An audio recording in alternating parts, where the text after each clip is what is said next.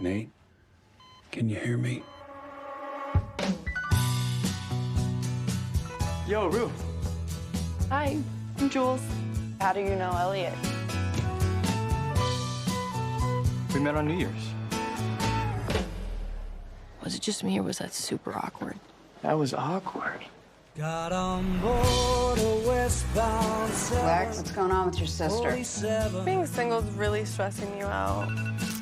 Didn't think before deciding. Hey, hey, wait, what? My class is this time. Please don't tell. I finally feel like it's the first time in my life I'm doing something for myself. Wanna go home. Okay, this is it, people. It's fucking showtime. Let's go. Seems it never rains in Southern California. I get it. Our country's dark Sorry, I didn't hear you, bitch. and fucked up. And people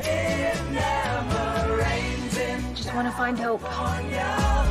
Unfortunately, I'm not it.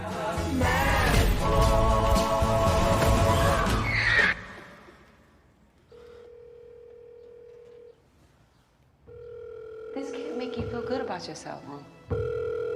I've always accepted you for who you were. You're going through hell, aren't you? What if we could go back to the beginning?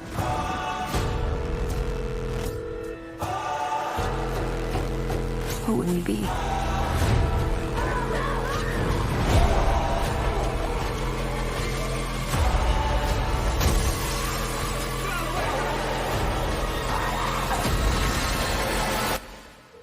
Where would things go?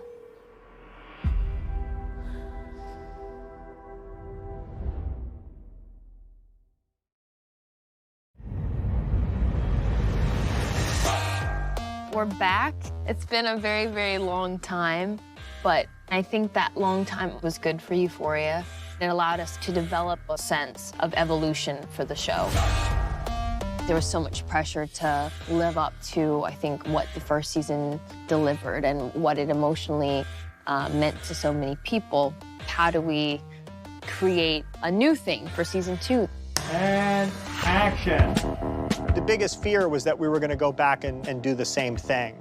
So despite, you know, kind of how popular the look of Euphoria was, I wanted to create something that still had the heart and soul of Euphoria, but it looks different and it feels different. If season 1 was sort of a house party at 2 a.m., season 2 should feel like 5 a.m., way past the point in which everyone should have gone home. Do I know you? You're the girl I met on New Year's Eve, standing in line for the bathroom.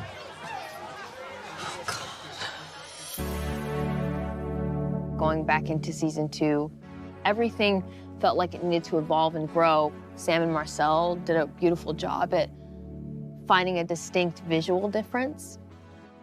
Season 1 was like a very in-the-moment, very present feel to it. This feels like some sort of memory of high school, I think. Just emotionally, film felt like the right choice.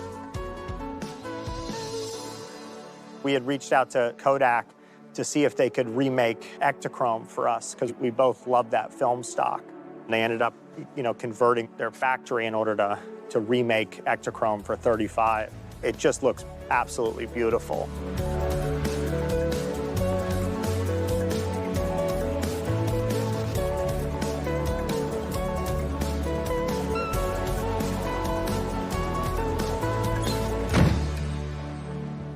Hey, I just spoke to your daddy.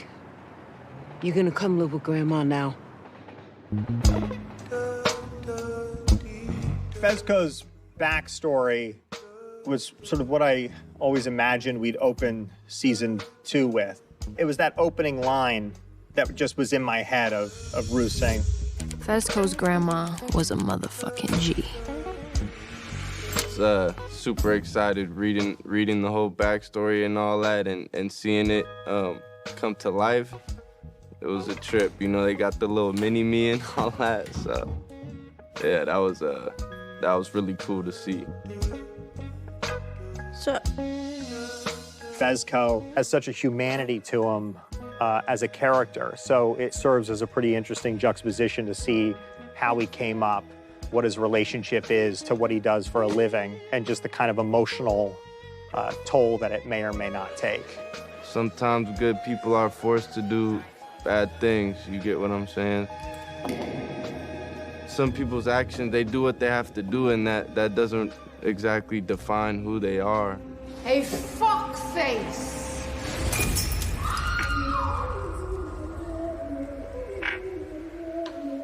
Shooting the party remind me of the pilot a little bit.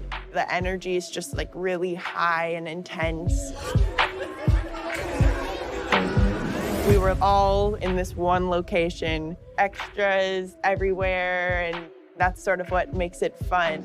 New Year's, there's something that always feels ominous about that countdown, the wish or the hope that the new year is going to be different. You know, we tried to sort of approach it with that tension, what we know Rue's going through, Jules, Cassie, Maddie, Nate. A party's sort of an easy way to do that. We wanted to create like this montage of a state of emotion for all the characters to catch up where we are emotionally with them, and we just wanted to build this tableau of our main characters for season 2. We came up with this idea of telling it almost in these sort of snapshots, these portraits, these fleeting moments. And so we killed all the lights and, you know, put this giant, 20K, spotlight on that we would just flash for a second. It's almost as if you're going back and looking at photos and you came across a shot of someone at a party. Jules? Cut it! We cut there, cut. It was important to have Rue and Jules get back together right at the top of the season because, essentially what Rue's always wished for is a relationship with Jules and the ability to do drugs at the same time. And so I figured, well, why not just give her everything she says she needs and then see how it turns out for her? I just really missed you. What really breaks my heart, at least, is the only time that Rue is able to communicate her feelings is when she's high. I really miss you too. It goes both ways, the sort of codependence. Both of them probably feel as though there's a bit of a hole that would feel really good to have sort of full again with one another. I think a lot of our decisions in life aren't necessarily guided by logic. They're guided by emotion and want and desire. My hope for the audience is that they've been through it with these characters and that they love them all despite their faults and flaws, and that they're excited about what happens next.